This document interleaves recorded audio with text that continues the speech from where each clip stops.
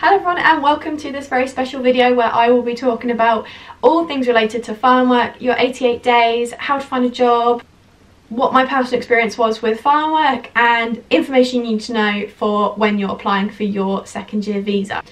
A little bit later on in this video I've actually put together all of my clips from my farm work experience, so if you want to watch that just skip ahead a little bit. But first I'm just going to run through all the information I can possibly give you related to farm work. So what counts and what's involved? So for farm work you have to do 88 days of a specific work in a rural location. Now to find all of these types of specific work there is actually a page on the government website which will tell you everything that counts towards your 88 days. I'm going to link that below, and any other website I mention I will also put below. The least amount of time you can get your farm work done is roughly about 13 weeks. To achieve that you do need to find a full-time farm, because basically if you are working full-time, so say you're doing 35 to 40 hours a week, you might only be doing that across 5 days, but because you're working full-time you can count 7 days instead of 5. So that works out, if you do 13 weeks in a row, that equals about only 66 days of actual work, but with your counting your weekends as you're on a full-time farm, that equals 88 days. So that is probably the fastest way to do it, and perhaps the best way. It's not particularly clear if you can do different farms, and if you are on a full-time farm for one you can count 7 days and you'll go to a different farm that might be part-time and then you count those single days. So because I wasn't sure, I ended up just doing 88 days of like actual work rather than sort of counting days off as well, just to be on the safe side. But obviously ideally you want to try and find a full-time farm just to get it done and out the way as quickly as possible. So how do you find a job? So there's quite a few websites that you can use to help you find your job. A couple of ones that I know off the top of my head are Fruit Picking Jobs Australia. There's also a government run website called Job Active, which, yeah, like I said, is run by the government, which has loads of ads pop up for farm work. Another one is Backpackers Jobs Board.